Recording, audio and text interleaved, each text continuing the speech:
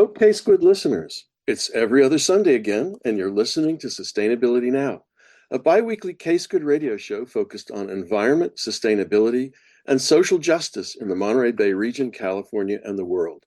I'm your host, Ronnie Lipschutz.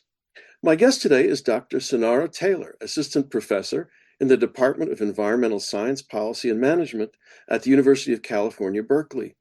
Taylor is also an artist, writer, activist, and mother who's just published Disabled Ecologies, Lessons from a Wounded Desert. Her first book, Beasts of Burden, Animal and Disability Liberation, received the 2018 American Book Award. Along with academic journals, Taylor has written for a range of popular media outlets. Her artworks have been exhibited as venues such as the Q Art Foundation and the Smithsonian Institution, and is part of the Berkeley Art Museum collection. Among other awards, she has received a Joan Mitchell Foundation MFA grant, 2 Wynne Newhouse Awards, and an Animals and Culture grant. Professor Sunaura Taylor, welcome to Sustainability Now. Thank you so much for having me. I'm very excited for this conversation. You know, when we scheduled this interview, it was supposed to be about your new book, Disabled Ecologies. But after reading it, I went out and I bought your first book, Beasts of Burden. And to be quite honest, I liked it even more. That's not a reflection on the second book. It's just thought it was much more thought-provoking. So I hope we can talk about both books, and in particular, your critique of the ways in which American society reifies the individual while blaming individuals and animals and aquifers for the disabling injuries imposed on them by social structures of oppression and erasure. Yeah. All right? So it's a big story, and it's a lot to talk about. But why don't we start with having you tell us what Disabled Ecologies is about?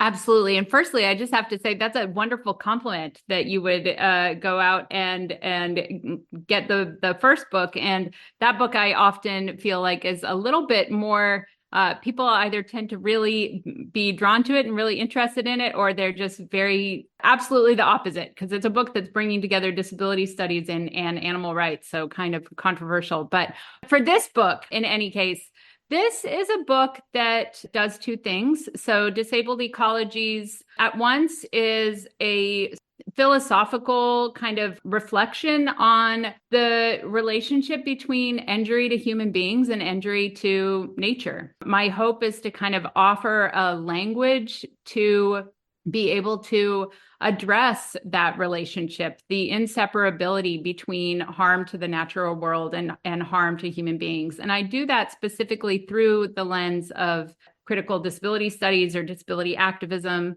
But the other thing that the book does is that it's really grounded in a particular story of one of the earliest environmental justice movements in the country, a group called Tucsonans for a Clean Environment that emerged in the 1980s in response to defense industry pollution of the south side of Tucson from the late 40s through the 70s. So it kind of does both things simultaneously, kind of tells this amazing story of activism, and also really tries to make a case for the importance of disability being part of the environmental conversation. Well, I mean, in many ways, it's the story of the Cold War, right? The national security state, all kinds of things, including the mining of uranium, right? Yeah. It was a problem throughout the Southwest and didn't really exclude Tucson in that respect. Yeah. Before we go on to talk some more about the specific case, you in the book you critique the notion of origin stories, even as you argue they're necessary. But I was wondering if you could tell us something about your origin story and how it motivated your art, research, writing, and activism. And you might want to mention something about your art and your activism. Yeah, absolutely. So firstly, I'll say that I have a very complicated relationship with origin stories, because as a physically disabled person, there's often this sort of questioning of what happened to you, right? There's this sort of request from of people about my origin story. And that is a common theme that disabled activists and disabled community kind of talk about and kind of challenge some of the things that can arise when that's the emphasis. Simultaneously, I've always felt that certain aspects of my origin story are really important to share. So I was born disabled on the south side of Tucson. My disability is likely caused by the same contamination that I write about in the book. So this book is not a memoir. It's not a sort of personal, journey of discovery.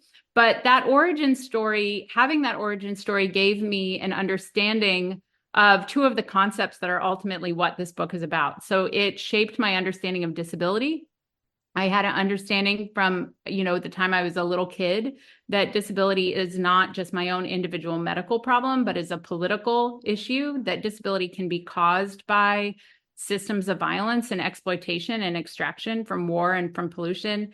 And I also had an understanding, right, that our environment that nature is not separate from us, that just humans are a part of nature. And again, that injury to nature is injury to us. I had a visceral understanding of that. And that ultimately, those two things are ultimately what this book is about on some level. And so it made sense for me to return to Tucson to ground this book in Tucson. The other thing that I'll say, other aspects of my origin that I'll say is that I was raised by a really wonderful parents and have amazing siblings, and grew up in a very sort of politicized home and a very, very creative home. And by the time I kind of discovered disability activism in my late teens, early 20s, it wasn't hard for me to kind of discover this whole other way of thinking about disability in terms of discrimination, in terms of ableism, because I already had such a sort of a political upbringing.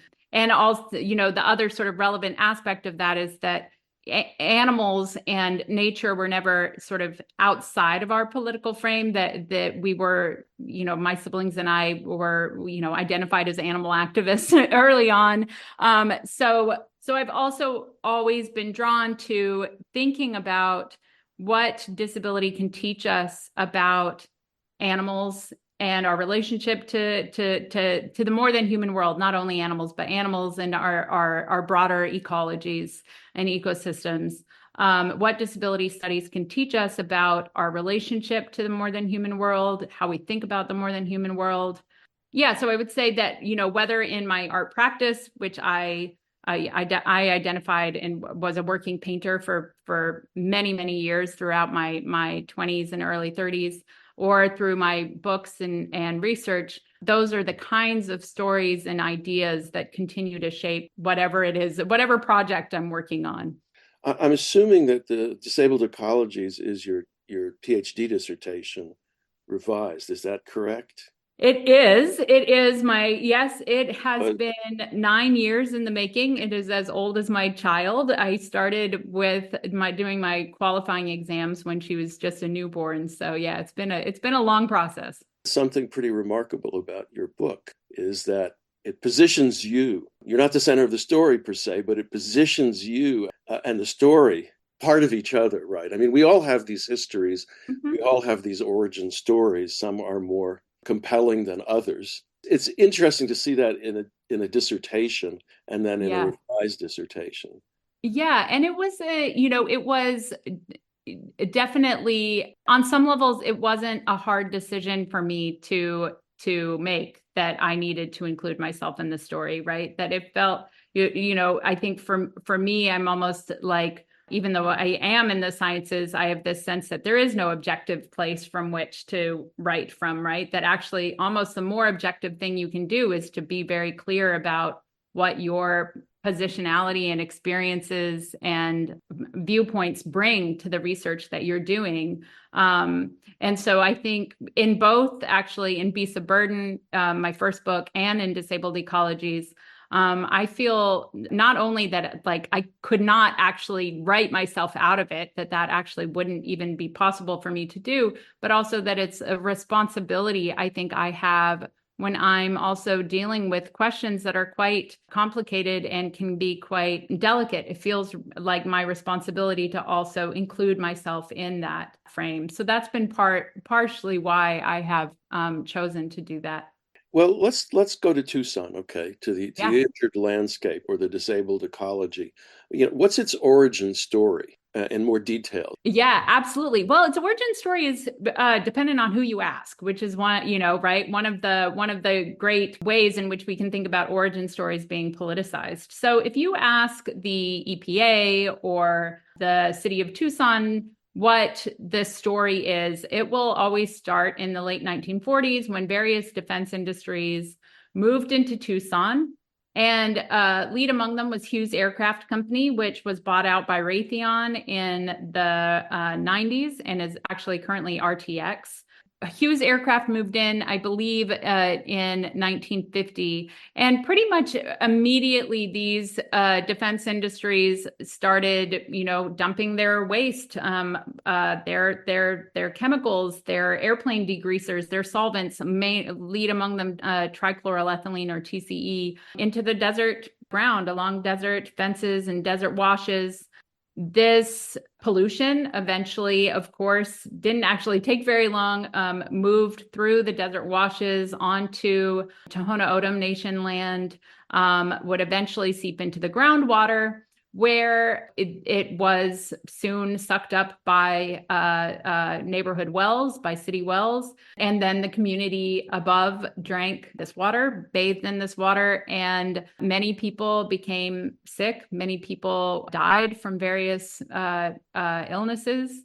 When these industries first moved in, this was a largely rural area. It was a mixed race area. By the time the contamination was really impacting people's drinking water, and particularly by the time it came to light, this was actually largely a Mexican-American community, many of whom had been kind of pushed to the south side because of a racist gentrification project that had happened in another part of Tucson in the 1960s. What happened in terms of the pollution, and then the book continues the story by telling what happened after this pollution came to light, the amazing community organizing and this sort of expansive vision of justice that I feel like the community really had to protect and care for not only their own health, but also the health of the aquifer and the health of future generations. But I said it at the start that it depends on who you ask, and that's because a lot of community members will tell a much longer story, right? This is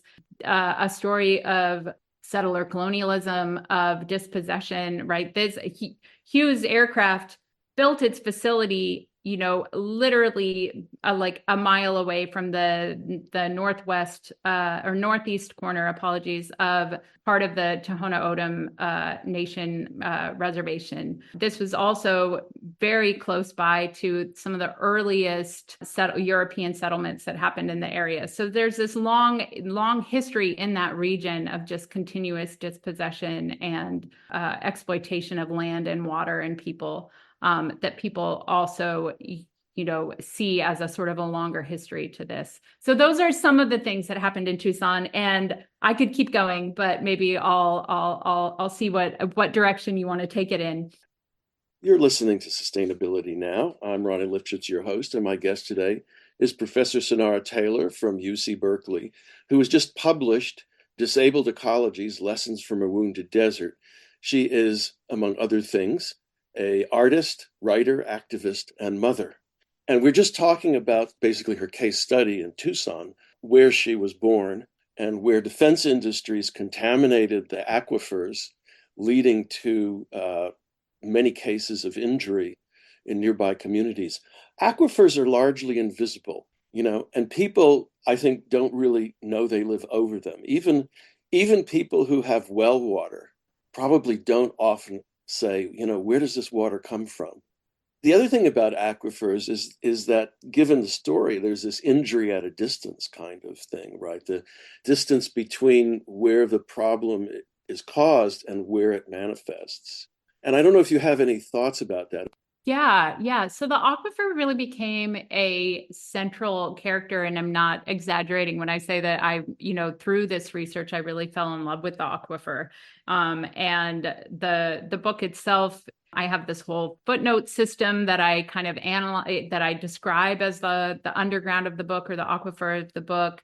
I include a bunch of drawings that I did to help me better understand what an aquifer is, because, as you're kind of just describing, I think people know generally that we rely on groundwater, that, that they might know that their water comes from groundwater, but to actually think about aquifers as more than infrastructure or as, parts of broader ecosystems is really not a part of our sort of general ideas of what we think about when we think of nature, for example, and partially that is because aquifers are invisible. We can't visit them. There's not this sort of romantic idea of aquifers as a site of nature. But the more that I learned about aquifers, and particularly Tucson's aquifer, the more I became so sort of really bewildered by them and amazed by them, because here are this massive amount of water that's sometimes, thousands of years old, fossilized groundwater that is underneath a desert that doesn't, that to many people seems, incredibly dry and without water.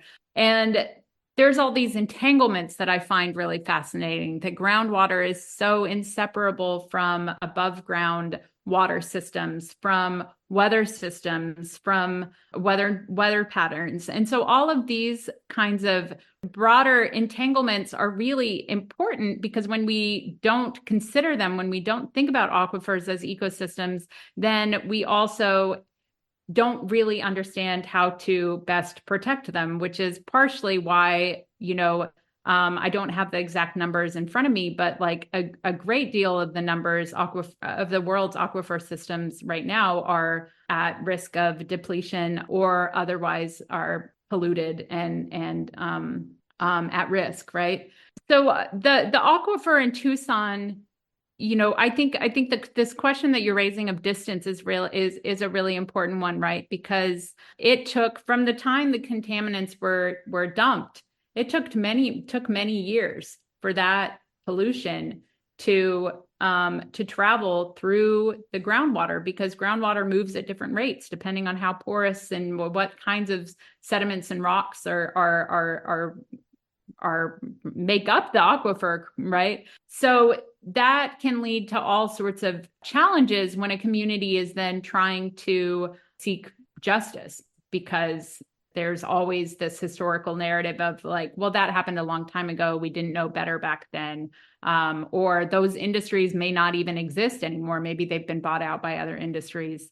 So, and then there's also this sort of time it takes for contaminants and toxins to have their impact on human bodies, on non-human bodies, right? So there's all these ways in which the time of pollution doesn't fit necessarily easily with the timeframes of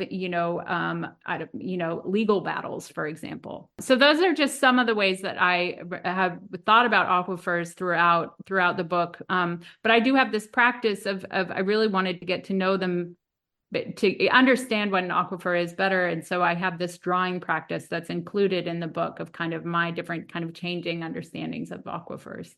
One of the points I think that you raise is when you're talking about environmental justice, much of the focus is on immediately observable impacts.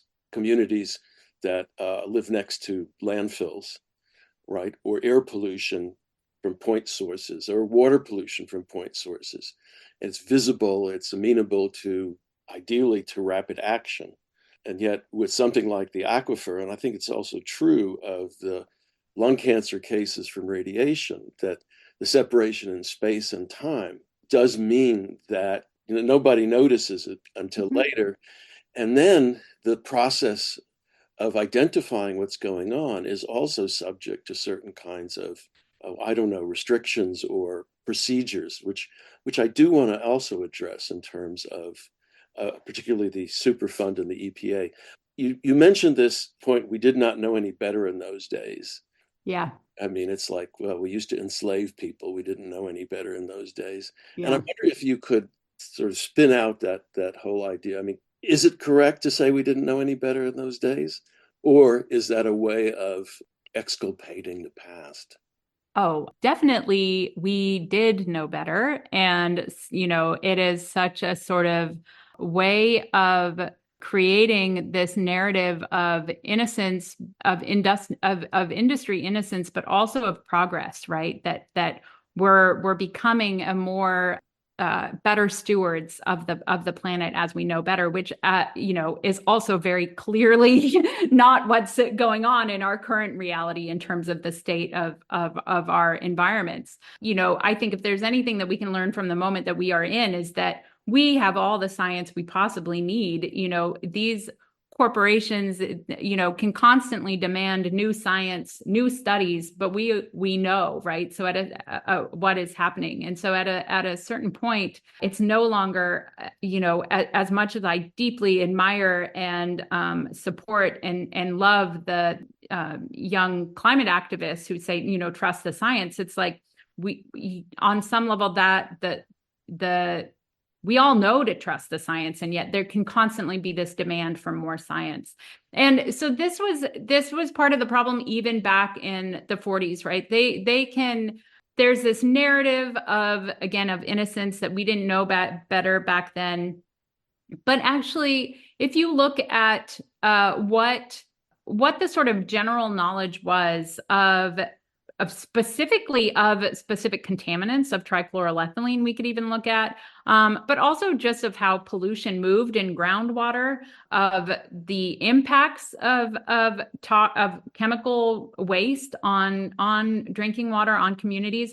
There was already an abundance of information, of science, of policies that maybe were not what's the word? Maybe they were not enforceable policies, but they were certainly best practice policies that were all in place, and that there's no doubt that higher ups at these various industries should have known of, not only higher ups, but managers, people, perhaps the person working on the Hughes aircraft, floor, who was actually cleaning off aircraft or TCE with TCE or something. I think it's too much.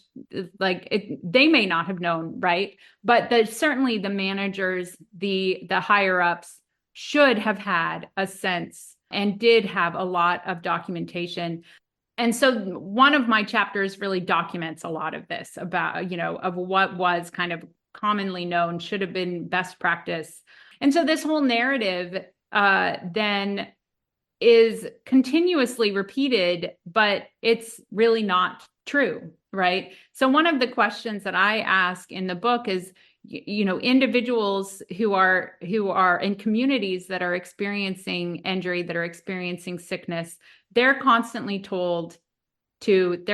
demanded to retell their origin stories, and then to prove it, right? Prove that the burden of proof is on them. Prove that your illness is caused by this chemical. Whereas these industries have the power to not only have to prove, but to not even tell a story, right? They can basically be like, no, we didn't know better back then, so there's no point in looking. There's no point in questioning. So that is definitely like a line throughout or a thread throughout the book that I follow, is the different, again, returning to origin stories, the different ways in which origin stories can be kind of deployed for different ends. Political ends, usually. Right? Yeah, political ends. You make this point, I think, in Disabled Ecologies, is that normal science supports the erasure of individual and community injury. And this is actually the result of methodology. Mm-hmm. So it aggregates individuals into data sets to establish norms and risks of exposure to toxic substances, and then to deny the impact by arguing that the data sets are too small, and this is in specific communities, right?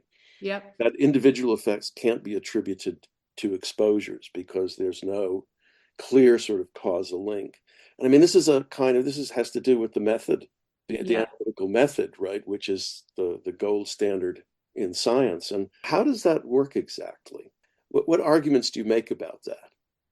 I mean, I think so. A lot of environmental justice activists and their allies in the sciences and natural sciences and social sciences have framed this as a sort of the way in which studies are designed to be inconclusive. Essentially, that is, I mean, certainly in Tucson, a lot of the health studies, the questions that they ask are specifically they're impossible to get the answer to.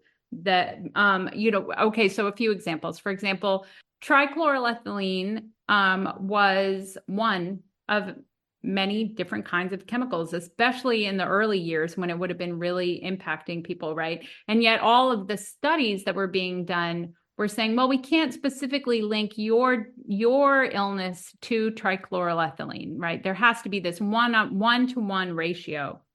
Never mind the fact that we actually also don't have the science to totally understand the unique ways in which TCE is going to impact different kinds of bodies who might already have other kinds of conditions, right? But my point is that it wasn't just TCE, it was a toxic soup. So that's one way. Another way is that the city of Tucson failed in the early days to investigate actually who exactly had received contaminated water. They knew generally, but they didn't have exact addresses. They didn't have the exact range. So then when these studies came in to say, that would be like, okay, for how long did you drink TCE? And, and then let's correlate that to disease, that information, they didn't have the information. So then to actually do those studies. So then when the studies would come back as inconclusive, then that became evidence, right? That that maybe this wasn't a big deal, that maybe there wasn't actually, something going on. When in fact again, the whole point is that they were specifically kind of designed to be inconclusive. And so that's why at a certain point, organizers in Tucson said, we don't want any more health studies. These are just getting the community's hopes up and then just tormenting us, essentially. That, essentially what they started kind of calling for after that was healthcare. They were like, we know we're sick, and that we are experiencing these things. So let's just say what it is, what we actually need, which is that we need some sort of health facility to help deal with these chemical related conditions. Well, the point of doing the studies is to try and not just identify causality, but responsibility. Yeah. Right. And the idea then, I guess it's a tort injury. You then find the source. Yep. Retroactive punishment. I mean, it doesn't much help in that respect. What happened with Hughes, with Hughes's responsibility? How did that play out? Yeah. So, Hughes, and, again, we could look to all sorts of different, industries that have done the same thing. Hughes basically said a few things. They said, firstly, that, well, it wasn't their contamination. It was everybody else's contamination. So they would point the fingers at all the smaller aircraft industry, smaller, even like, local kind of laundromats and stuff. And because TCE was pretty widely used, right, in that time. Dry cleaning, right? Yeah, dry cleaning. That's what it was. Yes. And so firstly, there was that kind of technique of like, let's point the finger at everybody else. Then they said that, okay, fine. Yes. TCE, some of the TCE is from them, but they had no reason to know that the TCE would enter into the groundwater, which again is just to go back to how we think about aquifers, which is just, challenges any kind of basic common sense, because of course, the facility also had a bunch of wells, So they knew that there was groundwater there. And even in Napoleon's time, people understood that you shouldn't build your, have your latrine upstream from your drinking source, right? But then, once it was kind of clear that also was not necessarily like a workable argument, they started saying, essentially, the Air Force started saying that, okay, they would be responsible for contamination, but only at the property line, only to the property line. I mean, this, in fact, is how it is today. The Air Force 44 plant is responsible only for the cleanup of the contamination up to the property line. This Mm-hmm. was such a sort of a ridiculous thing that hydrologists were joking that it was the Los Reales fault line, which is the name of the road, as if there was some sort of geological structure that would keep the pollution there. The other thing that they did is that Hughes actually hired its own investigators, its own scientists and such to do a study to see. And this was early on. I think this was 1980. This came back, not looking good for Hughes. It was very clear that the pollution was coming from them, that there was evidence that, they should have known and such. And so they tried to keep this out of the hands of the EPA for years, and luckily were unsuccessful. But I partially tell that story because there's a description in that document that gives a site history, and it says essentially that at the time of the polluting, these were widely used disposal practices, and essentially nobody knew any better. And so one of the kind of stories that I tell is how this history, this narrative of not knowing any better, was actually designed by Hughes lawyers and Hughes scientists themselves, and yet it is still continuously repeated. Mm. You're listening to Sustainability Now. I'm your host, Ronnie Lipschutz, and my guest today is Professor Sunaura Taylor from UC Berkeley. She's just published a book called Disabled Ecologies, Lessons from a Wounded Desert, but she's also the author of Beasts of Burden, Animal and Disability Liberation. And maybe there's more questions to ask about disabled ecologies, but why don't we shift for a moment to Beasts of Burden? As an old white guy, I like to think I've learned to identify and change the biases I learned growing up, the things I was socialized into. But, while I was reading this book, Beasts of Burden, I realized that I remain an ableist. And so I wonder if you could explain that term and how ableism is structured into our society. And of course, how that then, reflects on the use of the term or the application of disability. Yeah, absolutely. Well, I mean, at its most simple, I think we can think about ableism as a system of power, as a system of oppression, similar to racism or sexism.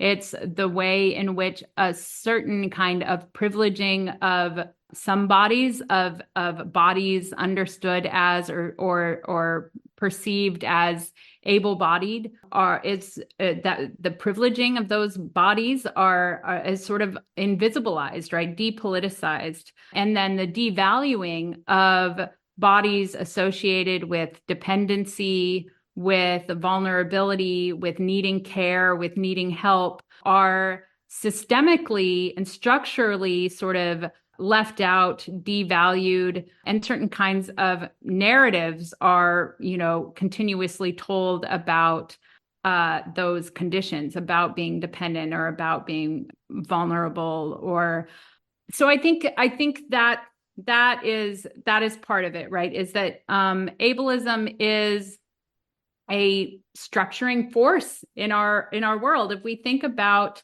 again, just how sort of what is the word I'm looking for? Like how disdained these sort of the idea of being weak or the idea of being, being dependent on another person are, right?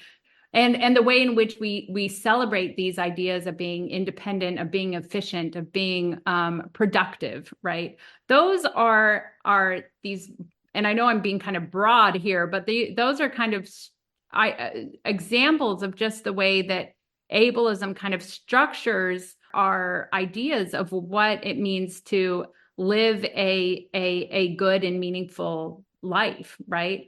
And of what it would mean to live, to live the kind of life that you don't want to live again, as dependent and such. So ableism is, baked into our philosophies, our histories, our ways of what we value, but also into just the structure of our architecture, right? The way that we presume that that bodies will access a space all in the same way, or that we see certain kinds of architectural changes or geographical changes as, specialized, that as if there's something more natural about stairs than there are ramps. So I'm probably being more sort of theoretical about it than I need to be. I think for me, ableism is actually like such a complicated concept that shapes so much that it's hard for me to sort of step back and describe it more accessibly. But maybe, hopefully, you can get something there in that clip that will be useful to you. Well, I'm thinking about the way in which statistics in particular does normalization, right? In the sense of doing regressions on data, drawing straight lines, and then ignoring what are called the outliers, the points that don't lie anywhere near that particular line. Yeah. Just saying, by calling them outliers, just saying, well, they don't count. Yeah. There's a sense in which, right, normalization or normalizing is a characteristic of our society. And those that don't fit those particular norms, and I mean, we see that in spades right now in this election, are considered, outsiders to be excluded. I mean, and I guess that came, of course, before the statistics. Yeah, absolutely. Well, what are the arguments that you make in Beasts of Burden, linking disability and animal liberation movements? I was especially intrigued by your philosophical perspective, political theory, and critiques of those who have advocated animal liberation while treating disability as an obstacle to a full and rewarding life. And I'm, of course, thinking here about Peter Singer. Yeah. And your, exchanges and encounters with Peter Singer. And maybe you could tell us about that. Yes, absolutely. So I have, I mentioned at the top of the show that I have kind of long identified as, someone who cares deeply about animal issues, animal justice, animal rights, and of course I care deeply about disability and disability justice. And when I was in my 20s, I kind of came to this surprising realization that for a lot of disability community, these issues were really seen as at odds with each other. I was increasingly at the time making a lot of artwork that was thinking about them as interconnected, and so this struck me as really curious. I was, and what I found, there's multiple reasons, and I'll limit my answer to just a few of them. But right, there's of course a long history of dehumanization, right? It is a complicated thing, to say the least, for communities that have been animalized, that have been dehumanized, to then join ranks and even just theoretically, right, with animal issues. So there's that. There's also the fact that a lot of sort of animal rights work has often been framed, to me, it's been kind of co-opted as a sort of a lifestyle choice, right, as a diet, and a certain ableist idea of what it means to be healthy and fit often goes along with that. The example I always use is the popularity of the vegan book, Skinny Bitch, that if you just eat the right diet, you'll cure yourself of all disease, and you'll be a skinny bitch, like these fancy white vegans. So there's the fact that sometimes the way in which veganism has been represented has been through also these sort of ableist frames.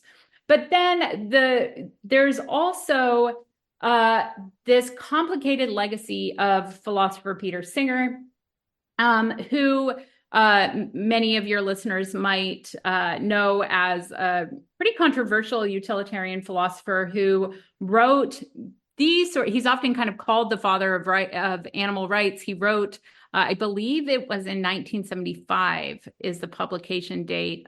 He wrote Animal Liberation, which is kind of a founding text. And that book was profound. It shaped my thinking as a child. It exposed the brutalities of animal industries. A lot of that book is exploring what happens behind factory farm walls, in slaughterhouses, in fur farms, animal testing facilities. But Singer also does this strange sort of philosophical comparison, essentially, between intellectually disabled people and non-human animals. That I can get into, though it's a little bit complicated. But this, yeah, okay. So he essentially he's interested in, which I am too, in thinking about how can we think about justice, or the language he uses is, equality, if we're trying to get beyond speciesism, right? There's no one capacity that all human beings have that all non-human beings don't have. So he's starting to get to capacities. He's saying, is it rationality that makes human beings special? But no, there's some human beings that aren't necessarily rational, right? Is it the ability to have language? No, there's, people at human beings at different life cycles don't necessarily have life stages, don't necessarily have language. Intellectually disabled people. So he's trying to kind of show that there's no kind of capacity that inherently makes us more morally relevant than other non-human animals. And so at this point, I actually think this argument is very anti-ableist, and I actually look at it in the book and agree with him, right? That when we hold up these particular kinds of capacities as being the thing that offers moral worth, then that is not only speciesist, but it's also ableist, right? But Singer also, he goes into this next sort of register where he says, like many people, he has this feeling that, well, it's still worse to kill, it's still worse to kill a human being than it is to kill a chicken or something. And so he says, he says, well, why is that? If it's not that the human being has some particular capacity, if it's not just this sort of sanctity of human life that is speciesist, then what is it? And he ultimately to me, he kind of backtracks, and he ends up suggesting that there are these capacities that make human life more valuable when someone has them. So the capacity to envision a future, the capacity to have rational thought, the capacity for language, the capacity of self-awareness. But for Singer, that doesn't mean that just to rethrone human beings. It means that we have to if we agree with that we have to agree then that there's some animals who do have those capacities and some human beings who do not have those capacities. And those human beings are, intellectually disabled people, or are, elderly people with dementia, or infants. And so that maybe those human lives are, it gets into this very complicated territory, but basically, are on some level, it's under certain conditions, it could be less wrong to end those lives. So this obviously has very scary implications for disabled community and particularly intellectually disabled community who have only within the past few decades really, been granted certain basic human rights and protections, So my point throughout Beasts of Burden is that Singer's argument is not only ableist, but that it is also speciesist, and that actually what we need to be, instead of seeing these conversations as at odds, we need to see ableism and oppression, ableism as a system of oppression and speciesism as a system of oppression as entangled, right? That these capacities that have long been held up as justifications for why we can exploit other animals are again not only speciesist but also ableist.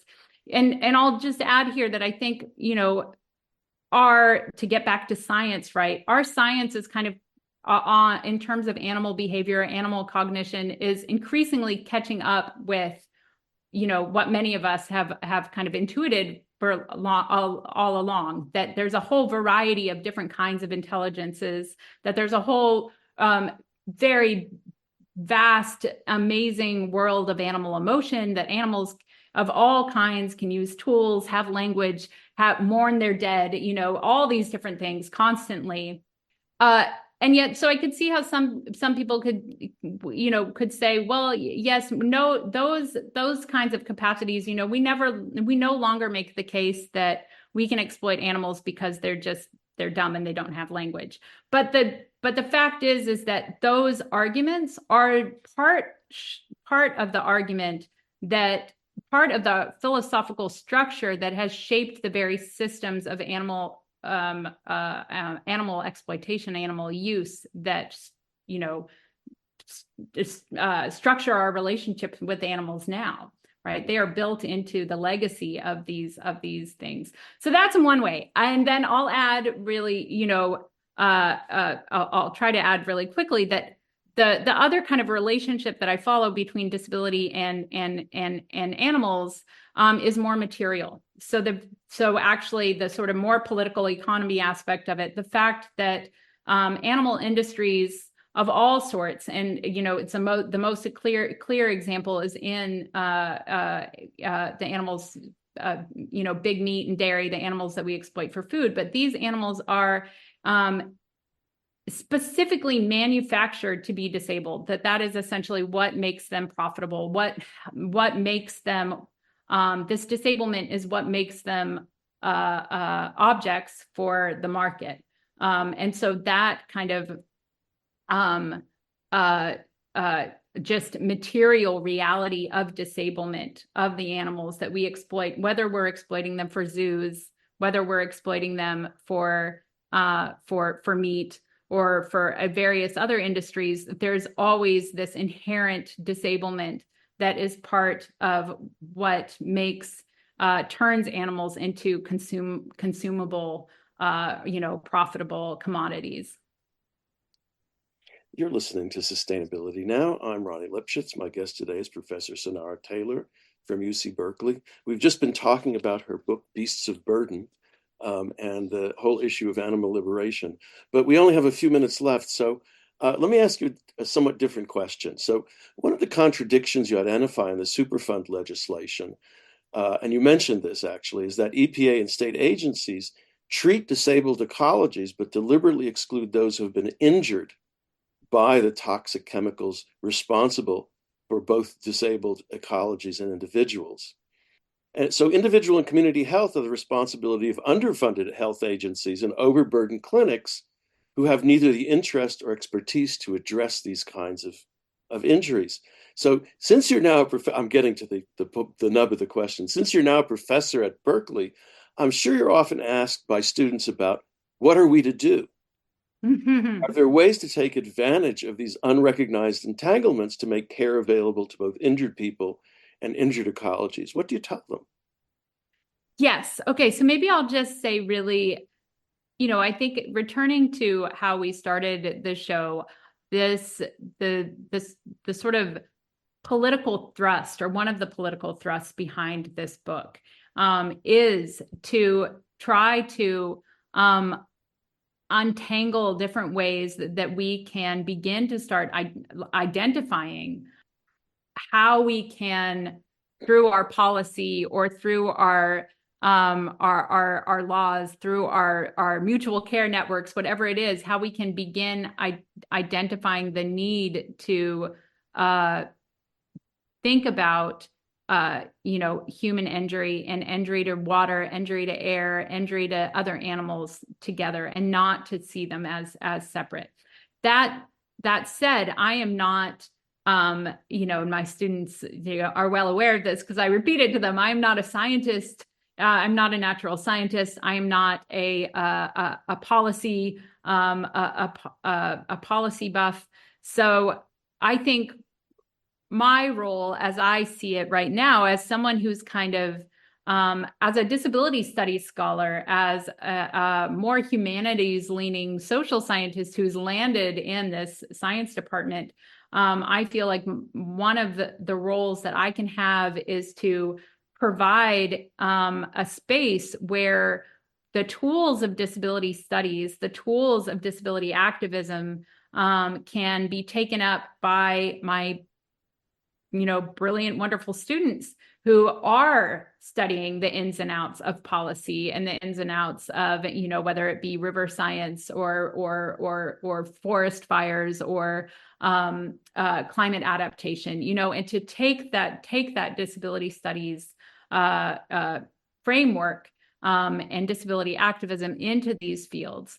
So that's what I hope this book can partially do, is to create more space where we don't just automatically think, oh, disability and environment don't have anything to do with each other. Or, I want to see lots of disability labs open up in environmental studies departments across the country, because we need a lot of different disabled people, different disabled thinkers, thinking through these kinds of complicated questions, whether the science behind it or the policy questions. Okay, well, Sunaura Taylor, thank you for being my guest on Sustainability Now. Thank you so much for having me. You've been listening to a Sustainability Now interview with UC Berkeley Professor Sunaura Taylor, author, artist, activist, and mother, who's just published Disabled Ecologies, Lessons from a Wounded Desert. She's also author of Beasts of Burden, Animal and Disability Liberation. And if you'd like to listen to previous shows, you can find them at ksquid.org/sustainabilitynow and Spotify, YouTube, and Pocket Casts, among other podcast sites. So thanks for listening, and thanks to all the staff and volunteers who make K-Squid your community radio station and keep it going. And so until next every other Sunday, Sustainability Now.